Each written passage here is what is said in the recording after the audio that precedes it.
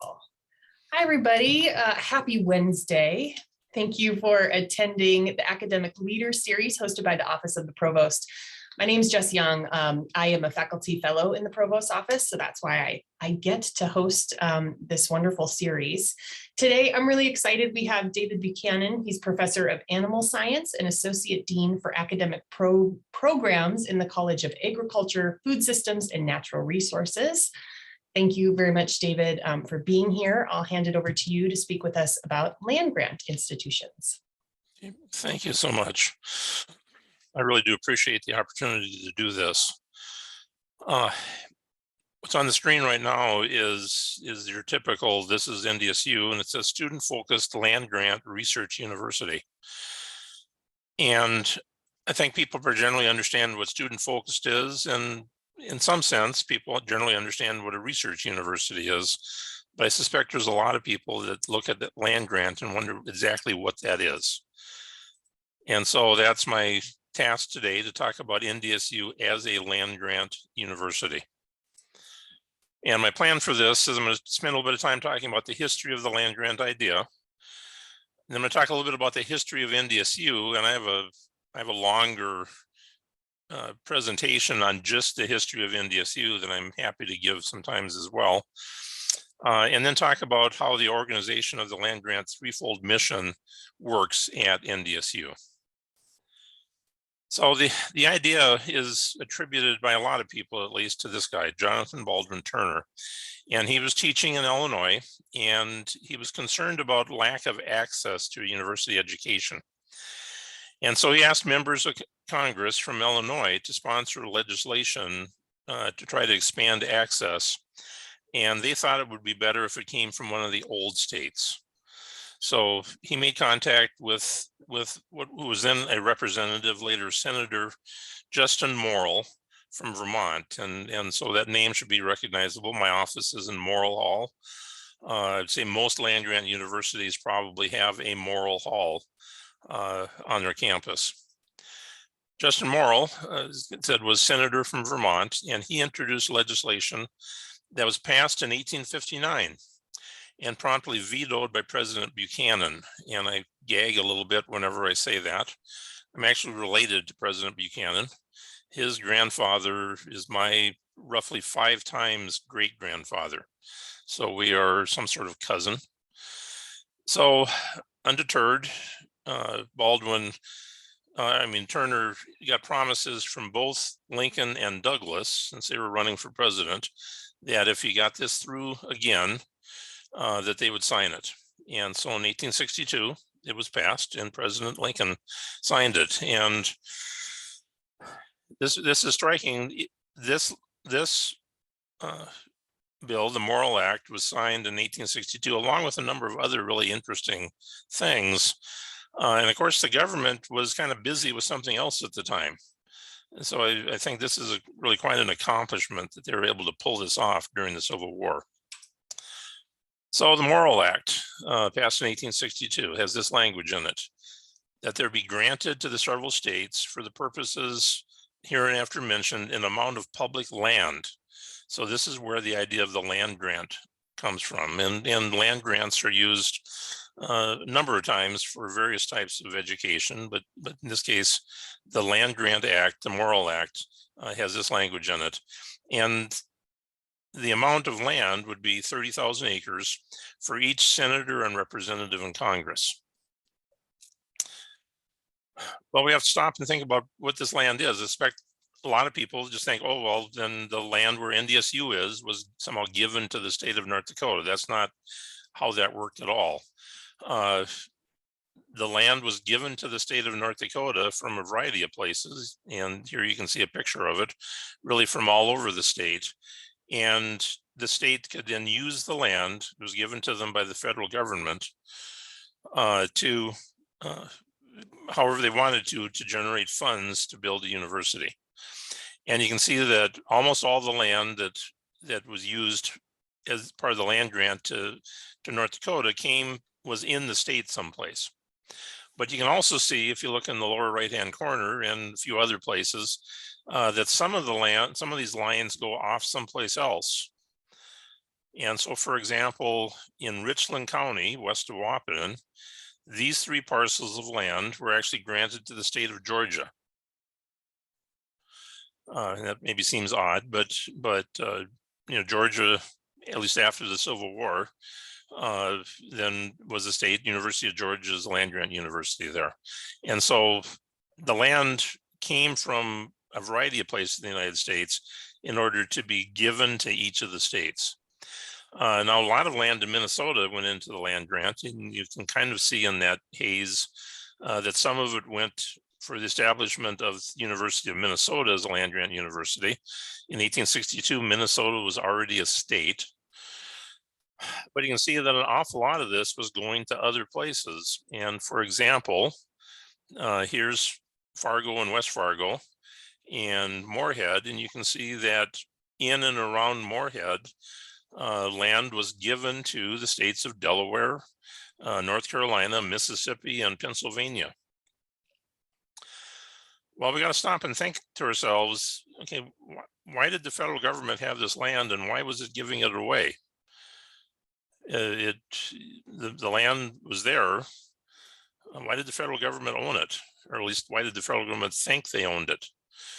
And that, of course, is why we have a land acknowledgement. There were people here and they were using the land. They may not have owned it in the same sense that we think of land ownership now, but certainly there were people living here that were using this land. And the federal government didn't pay for it. At least they didn't pay the people that were living here for it. They simply asserted ownership and gave it to the various states. And so I, for one, was glad that we established a land acknowledgement to say this land was here and it was being used, and there were people here that were using it. Well, the Morrill Act goes on to say a number of things, and one is to establish a college that does something. And it starts off by saying, without excluding other scientific and classical studies. Okay, so this isn't turning the idea of a university on its head. This is still saying we're doing the things that universities have always done, but also going to teach learning related to agriculture and the mechanic arts. So agriculture and engineering in modern terminology. In order to promote the liberal and practical education of the industrial classes in the several pursuits and professions of life. And the way that I put this always is that these universities are established to teach people how to make a living, but also how to make a life.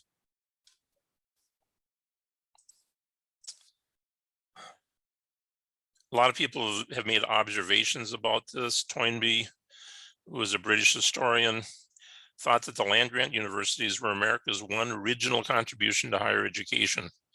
Whereas in Europe, most universities at that time existed to provide the upper classes with training in the liberal arts and religion, the land grant colleges set out to educate a broad swath of middle America. Well, I would say this was not just in Europe, that's why universities existed prior to this time. That certainly was true here as well. But the land grant idea has revolutionized the way we do higher education in this country. And I would say, even the Ivy League colleges are still influenced by the land grant approach. Another quote, that's why the Morrill Act still matters, despite the many educators, administrators, and policymakers who mistakenly think of higher education as a private enterprise unmoored from the public it was created to serve. The Morrill Act symbolizes the public trust that has given life to our nation's educational system for the past 150 years and reminds us of the public commitment, public trust, public commitment that is necessary for the system to thrive for 150 more.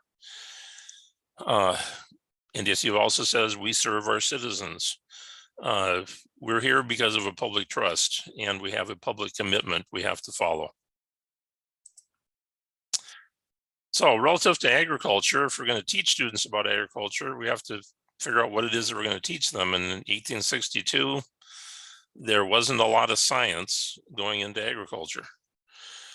So William Henry Hatch Hatch was a member of Congress from Missouri, and he chaired the Committee on Agriculture, and he wrote legislation that's referred to as the Hatch Act, passed in 1887. Useful and practical information on subjects connected with agriculture to apply the principles and applications of agriculture to establish an agricultural experiment station. So each state has an agricultural experiment station. And so North Dakota has the North Dakota Agricultural Experiment Station. And this is to do research. The legislation said that the ag experiment stations would be associated with the colleges that were established through the Morrill Act. So that's why the North Dakota Ag Experiment Station is connected to NDSU. So now we have places to teach the students, land-grant universities. We have information to give them coming from ag experiment stations. What about the people that were already out there working? Well, Smith and Lever. Smith was a senator from Georgia. Lever was a representative from South Carolina, and they wrote the Smith-Lever Act, passed in 1914. And this establishes cooperative agricultural extension work, instruction and practical demonstrations in agriculture and home economics to persons not attending or resident in said colleges. Cooperative ag extension, and the cooperative comes from the idea that funding for this activity comes from the federal government, from the state's government, and from the counties in those states. Cooperative extension. Now, two other important pieces of legislation in 1890, and this is referred to as the Second Morrill Act. Land grant status was extended to historically Black colleges. The southern states were given the choice of admitting African Americans to their land grant universities or establishing a second land grant university. And of course, they all chose the latter approach to this. So HBCUs across the South have an 1890 college, a land grant university that's historically Black. In 1994, the same thing was done for several Native American colleges, have the land grant, the official land grant status. And so we have now this map of land grant universities, and every state has an 1862 land grant university. In North Dakota, it's NDSU, South Dakota State University, University of Minnesota, and so on. If you notice, all the southern states have 1890 colleges. I worked for many years at Oklahoma State University, and just a few miles down the road was Langston University. And actually the state of Oklahoma does a good job of specifying which activities are done by OSU and which activities are done by Langston. The 1994 colleges are tribal colleges, and you can see there's actually 5 of them in North Dakota that have land grant status. And they're scattered around several places in central and western North Dakota.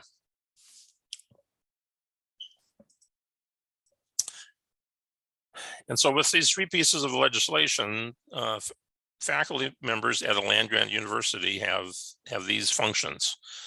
We teach, we do research, and in agriculture, this is through the Ag Experiment Station. We do extension, and there's officially NDSU Extension, which has programs, which I'll describe in a little bit. But certainly faculty members from all over the campus do outreach programs that at least match up in some way the idea that extension has. And of course, we do service. And in my mind, I separate service out from these other 3 activities. And in my mind, service is to the university and to our professions. John Campbell, who was the Dean of Agriculture at the University of Illinois, subsequently was the president of Oklahoma State University when I taught on the faculty there. When he was invited to stop being the president of the university, he joined my department. And so he was also my colleague, and we actually taught a class together in his post-presidency. He wrote a book in 1995 called Reclaiming a Lost Heritage. And it's about land-grant universities, talks about the history of it, and really his recommendations for how to move forward. It's a book I recommend highly. I'll offer one quote from that book.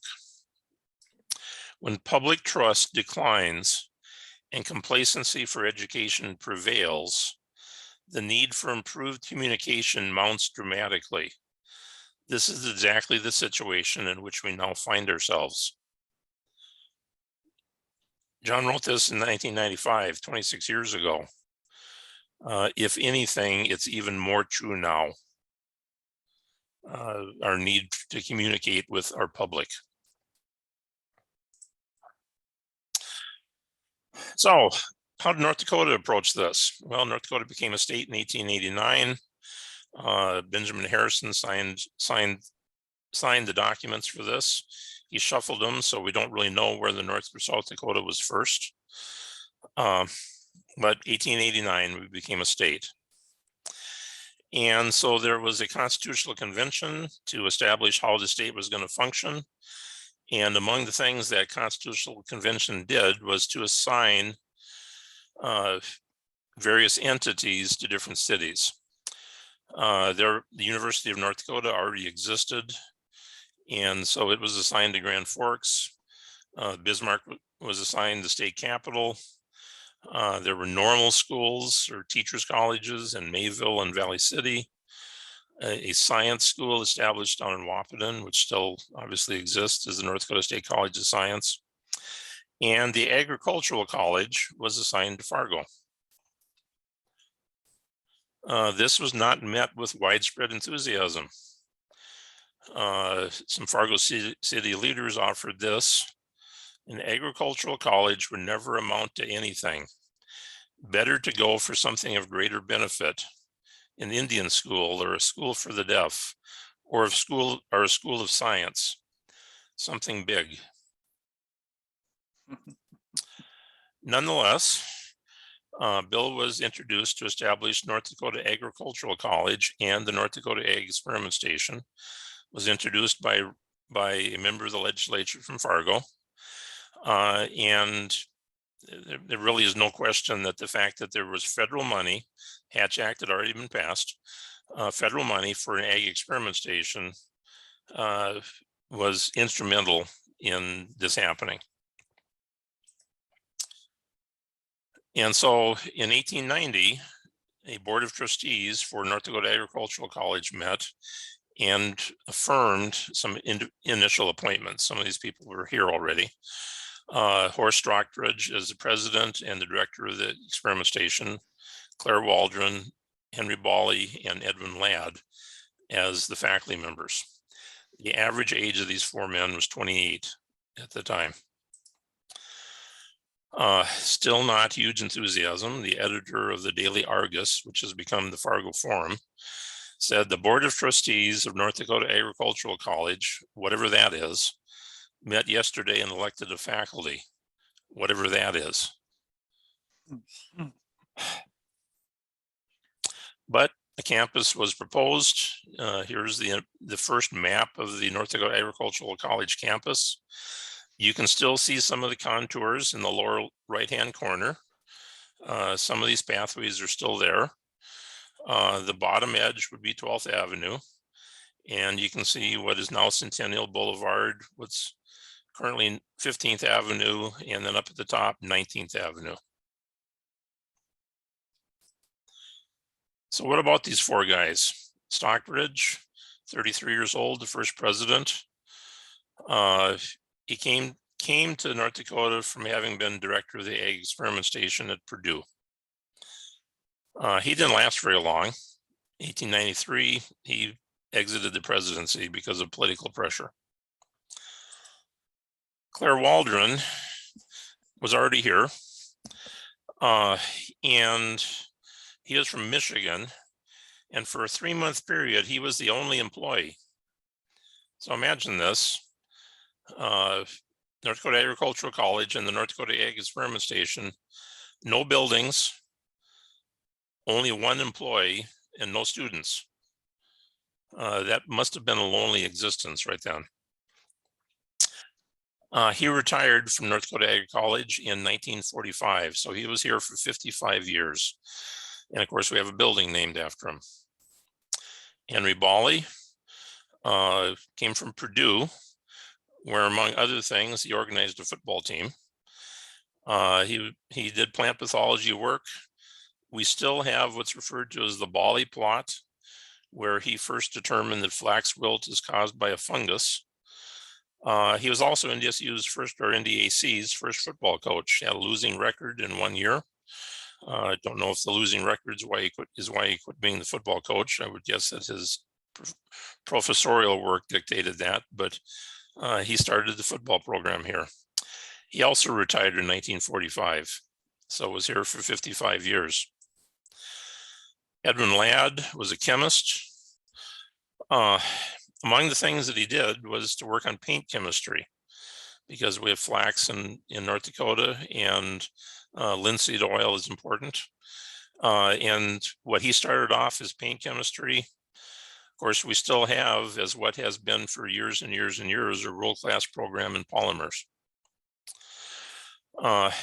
Did some other interesting things, was ultimately president of the institution, and served as senator for 4 years until he passed away. And one thing that really strikes me is that the original faculty, Waldron, Bawley, and Ladd, worked for a total of 141 years. And how fortunate we are that these three individuals had extraordinarily distinguished careers that lasted a long time and served the state for a long time. And what a difference that has to have made in how this institution got going. We can't talk about the history of NDSU without mentioning the purge of 1937, where there was, as it says in the headline up here, a wholesale NDAC firing campaign. The president, Shepard, resigned. Dean and Director Walster had the Ag Experiment Station and Extension taken away from him. Dean of Engineering, Dalvey, was fired. Dean of Home Economics, Bales, was fired. A number of other people were fired as well. I highlight these first four names because these people all have buildings named after them now. It isn't completely clear what caused this. It did follow years of dramatic cuts. There's no question that the governor at the time, Langer, played a large role in this, and partly because he wanted to have control over the federal money going to the Ag Experiment Station and Extension. The institution lost accreditation because of this. Several of the people that were dismissed did leave, along with other faculty members. Walster was restored at least as the director of the Ag Experiment Station in 1939 and continued to serve in that role for quite some time. And this is also what stimulated the creation of the State Board of Higher Education, in order to at least attempt to put a bit of a barrier between the politics of the state and the functioning of higher education. A couple of pictures.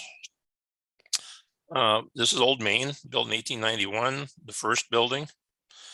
And it's a little hard to tell from the perspective, but these horses may be helping to build 12th Avenue. Earliest aerial photo that I've seen, 1923. You can see Old Main, you can see Putnam Hall, which was the library. Ceres Hall, which was originally a dormitory. South Engineering, Menard, Morrill, and Ladd are all in place. You can also see that the farms are right here next to, or right in the middle of what we think of now as the campus. 1948, a little clearer picture here. By then, Benson Bunker Fieldhouse was present. The original Dakota Field was right in the middle of the campus, where the Union and the Hill building are now. Churchill Hall was built then. One interesting thing in this is that up at the top and down here in the lower right-hand corner, as well as next to Churchill Hall, there were temporary housing put up because the World War II veterans, many of whom had families, came to college in large numbers in order to use the money that they were getting for being veterans. And some of this temporary housing was still here when I was a student in the early 1970s. But you can see the farms, and I'll just point out next to Benson Bunker Field House was the dairy barn. Roughly where the round building is for engineering is the beef barn. The horse barn was west of that, where Sudro, the high rises, Loftsgard and Wallster are now, is where the sheep and swine barns are. And actually that building up there, which was the sheep barn, still exists. It was moved up on North University Drive in the area that is referred to as Ponyland. But I show this picture just to illustrate that the farms were really right on the campus at that time. But 1948 is when they started moving out to their current location on 19th Avenue. Well, it was North Dakota Agricultural College, and people generally referred to it as the AC. And there have been efforts over time to change the name. Students got going on this in 1958. The state board voted it down. It was put on the ballot in 1958. The state voted it down. But by 1960, this changed, and rather overwhelmingly, we became officially North Dakota State University of Agriculture and Applied Science. And that remains the official name of the institution. Here's an aerial photograph in 1960s. You can see the farms are now gone. They're out on 19th Avenue. What I refer to as the tin huts, the temporary housing up here is at the top next to the football field is still there. Dakota Field has been moved now to the location up in the north side of the campus. A building was built for some engineering activities. You can see Sudro Hall is now in place. Shepherd Arena is now in place. What it was originally called the Home Economics Building and Dinan Hall are there, and the Student Union. And also down at the bottom of the picture, you can see the library, the current library, which had been moved out of Putnam by this time. And so in the last part of my presentation, I want to talk about how we deal with this here at NDSU. The idea of being a land grant university. And it's slightly out of date. There's a couple pieces here that have changed, but this is the organizational chart for the College of Agriculture, Food Systems, and Natural Resources, the North Dakota Ag Experiment Station, and NDSU Extension. And so we have the Vice President for Agriculture, who has the longest title on campus. He is the Vice President for Ag. He's the Dean of the College of Ag, Food Systems, and Natural Resources. He is the Director of the North Dakota Ag Experiment Station, and he is the Director of NDSU Extension. So a lot of stuff there. And this, of course, is Greg Lardy. If you come down to the next line, you can see the Associate Dean for Academic Programs. That's my job. So I have responsibilities for the college. We have the Associate Director for the North Dakota Ag Experiment Station, and we are currently interviewing people for that position. And we have the Associate Director for NDSU Extension, and that is Dr. Lynette Flage. The three associates then have responsibility for sort of running the three entities on a day-to-day basis, so that the vice president can tend to his positions, which involve a fair amount of outward looking, working with the legislature, working with our clientele in the state, and those kinds of things. We have 7 departments. Lower left-hand part of the picture: agribusiness and applied economics, ag and biosystems engineering, animal sciences, plant pathology, the School of Natural Resource Sciences, and microbiological sciences. And this is where we offer our degree programs. Of course, one of our degree programs in Ag and Biosystems Engineering is actually associated with the College of Engineering. So we have that collaboration going on. In addition to the 7 academic departments, we have the Veterinary Diagnostic Laboratory, which is west of the interstate on 19th Avenue. We have the Agronomy Seed Farm, which is west of Castleton. And we have 7 research and extension centers. And they are in Carrington, Central Glasslands, and Streeter, Dickinson, Hettinger, Langdon, North Central and Minot, and Williston. Each of these are substantial sized farming operations, and we have scientists and extension specialists at each of these. Working with the Associate Director for NDSU Extension, we have an Assistant Director for Ag and Natural Resources. We have an Assistant Director for Family and Community Wellness, and we have a Director for the Center of 4-H and Youth Development. Now, the Family and Community Wellness and the 4-H Youth Development are both actually associated also with the College of Human Sciences and Education. So we have that collaboration going on there. So this is a big operation with activities all over the state, and of course it also includes an office in every county, the county extension office.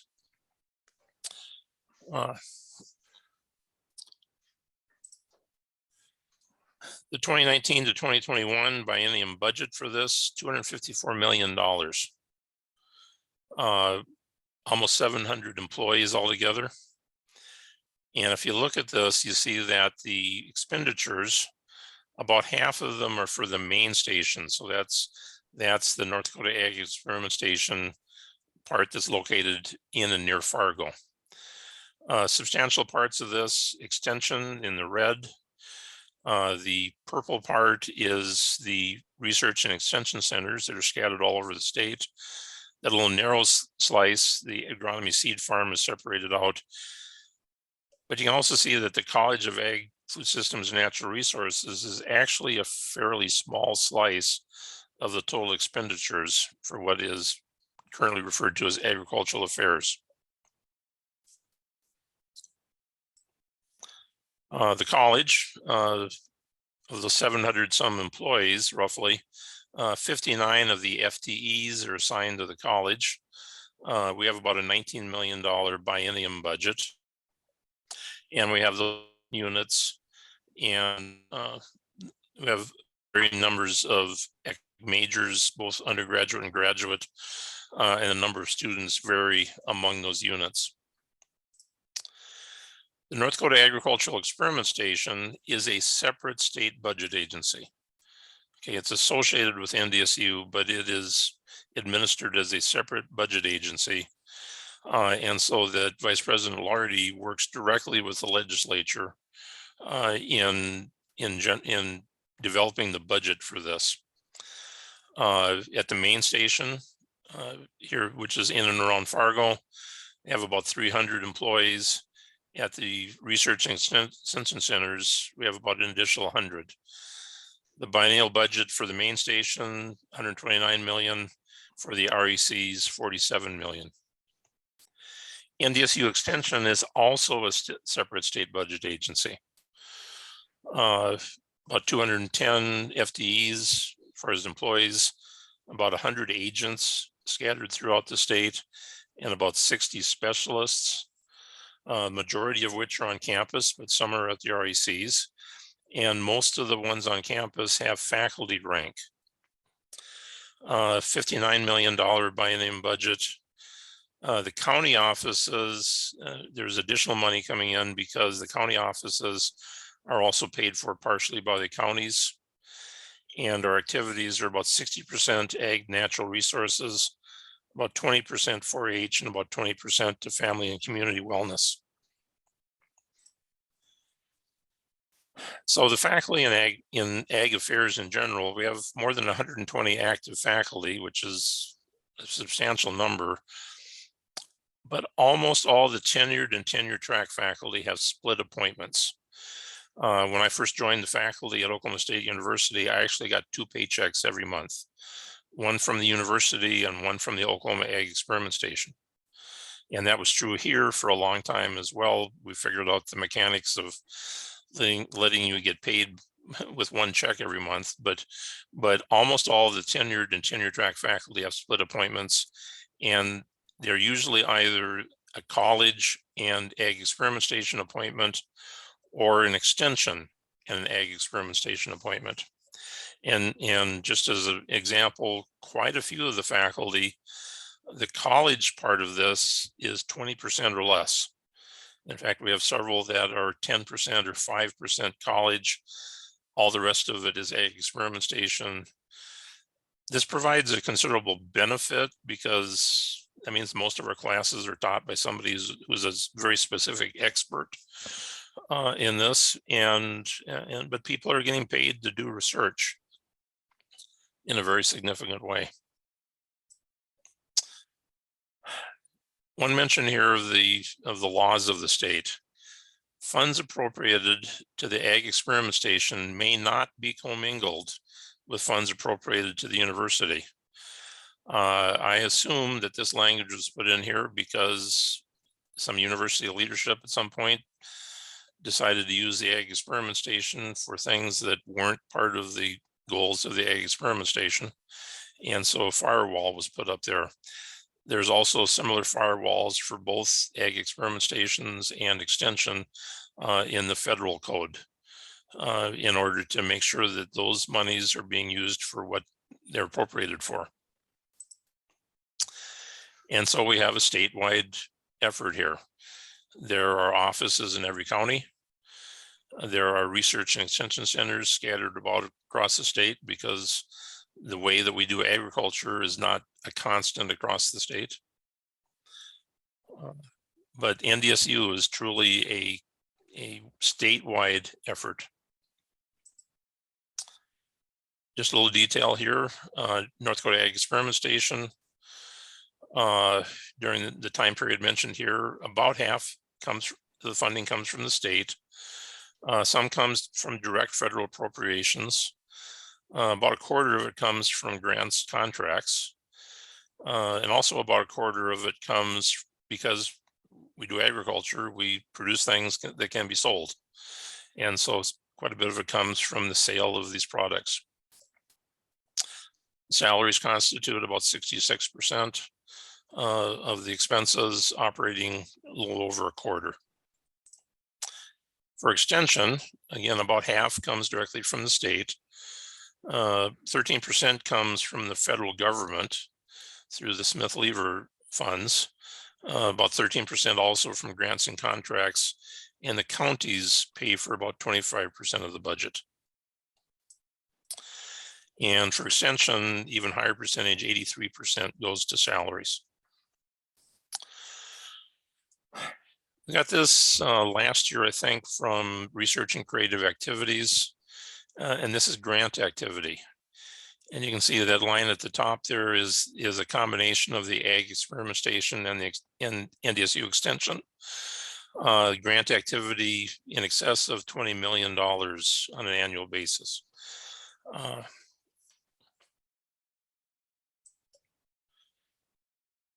Now, of the proposed dollars, about 3/4 goes to federal sources, and we have about a 41% success rate, which is really quite good. About 1/8 of it comes from commodity groups. The various groups in the state are very supportive of the research that we do. And you can see a variety of other sources as well. Okay, one last thing. For research and extension, I know it says research and education here, but this is research and extension. As I said, these are separate state budget agencies. And so the work with the governor and the legislature to establish budgets for this is done directly by the vice president and by the leadership of those agencies. But we have a state board that works with us. It was established for the research part of it. Extension was added to it. So we have the State Board of Ag Research and Education, which we refer to as SBARE. SBARE meets in 2-year cycles to mirror the fact that the legislature meets every 2 years. And right after the legislative session, they start by taking testimony from stakeholders. And those stakeholders talk to us about what's important, and they talk to us about what we're doing well and what we're not doing well. And so we get a lot of feedback from the stakeholders. And then the state board works with the leadership of the North Dakota Ag Experiment Station and NDSU Extension. And this includes the RECs to develop program and capital improvement priorities, which are going to be taken to the next legislative session. And then SBARE, along with the leadership, works directly with the governor and the legislature to establish funding. And so Vice President Lardy, for example, spends spring during legislative sessions in Bismarck quite a lot of the time because he wants to be there in order to work directly with the legislature and answer their questions and make sure that we have a clear understanding of what we're doing about ag research and NDSU extension. Just some examples of some initiatives that have received state funds in recent years. The Dalrymple Complex, also known as the Ag Experiment Station Greenhouse, which is on the west side of 18th Street. The Beef Research Complex, which is on the west side of Interstate 29 and 19th Avenue. Also, I didn't list it here, but also the Veterinary Diagnostic Laboratory would be an initiative that was funded. Some programmatic items that have been funded in recent years, and this is not an exhaustive list. Soil health, bioinformatics, the agrobiome, community vitality, a big data initiative, and precision agriculture. This works well because I think because through SBARE, we're able to do a good job of articulating to the state government things that need to be done that are going to benefit the state. And then there is considerable follow-up to make sure that they understand that we spent their money wisely. And with that, I'll stop talking and see if you have any questions. Thank you for joining me today.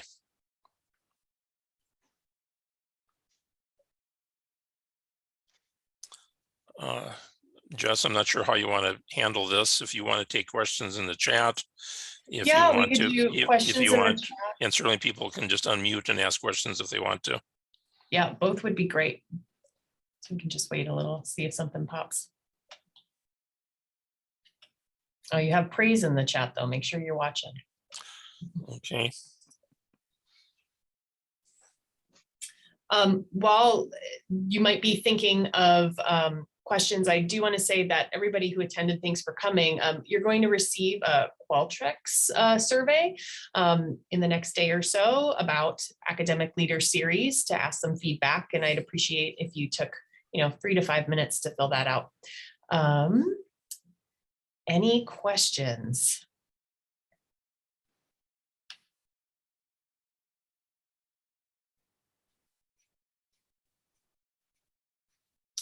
David, would you mind stop sharing your screen? Sure. And there we go. Of the examples given for initiatives that received state funds, how many involved support of graduate education or development of grad programs? Let me first of all say that these initiatives are the North Dakota Ag Experiment Station and NDSU Extension. Okay, so these are not the college teaching activities. And so technically, at least, none of the funds are in support of grad education or grad programs. Now, having said that, I'm going to also say that that many of them are of considerable benefit to grad education and development of grad programs. An initiative that I didn't list is that we've been able to get some money that goes directly to assistantships.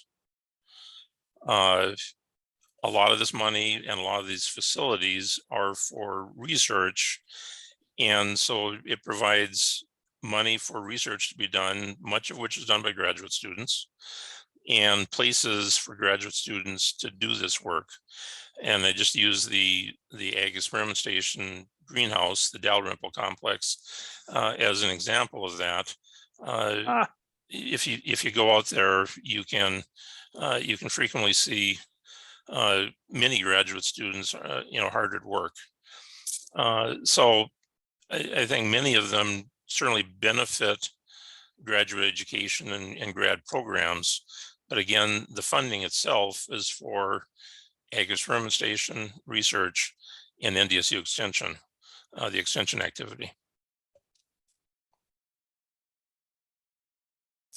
There's another question here. Does NDSU or the College of Ag have plans to do any further work around the land acknowledgement, something that goes beyond the statement?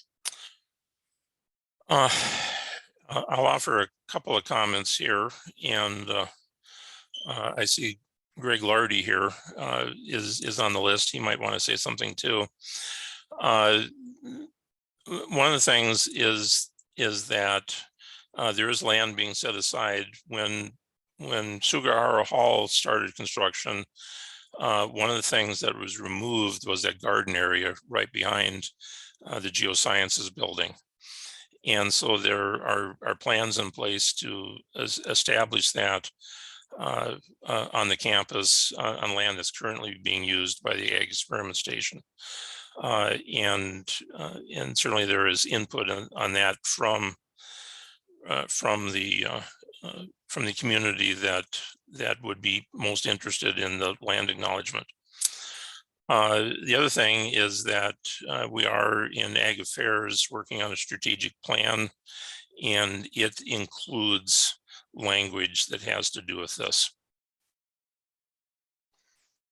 Yeah, David, I can jump in here. Jan, thank you for that question. As David mentioned, just share a little bit more on the land acknowledgement statement and diversity. Our strategic plan will include prominently a section with a lot of emphasis on diversity, belonging, and inclusion. And so while not specifically related to the land acknowledgement statement, Jan, it will have a focus on how we better engage our tribal partners and the 1994 land grants across the state.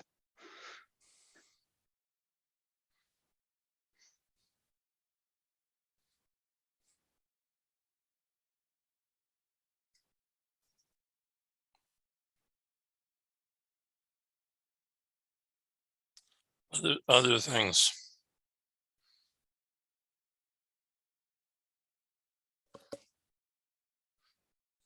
I see we're creeping up here on 3:50, so we're just about probably out of time, but I'll be happy to take some additional questions if there are any.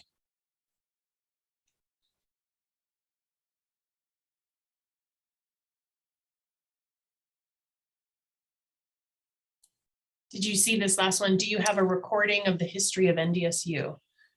I don't. I've only ever given it without being recorded. I've never given it on Zoom, but it's a presentation I certainly would entertain the possibility of doing it again sometime. This presentation, as part of Academic Leaders series, it's being recorded right now, and then will also be on the Provost website under Academic Leaders series. So when the next email for Academic Leaders comes up, you can click there or just Google NDSU Provost Office 2, and you could find it there if you'd like to see or share this presentation again. I'll just comment, I was visiting earlier today with one of the deans, and they're interviewing for a faculty position, and one of the candidates is not from the United States, and just asked directly, what is this land grant thing? He kept on seeing it, but didn't know what it was. So the dean appreciated the honesty of the person to say that they weren't sure what it was, and the directness to actually just ask about it.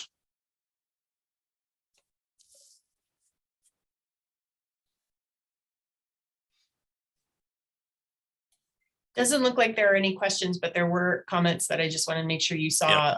Presentation should be part of orientation to students and employee orientation. Yep, and thank you to those that have offered those kinds of comments. I do appreciate it. Thank you so much for your time and for sharing your wisdom today. And hopefully we'll see everybody at the next Academic Leader Series. Have a great rest of the day.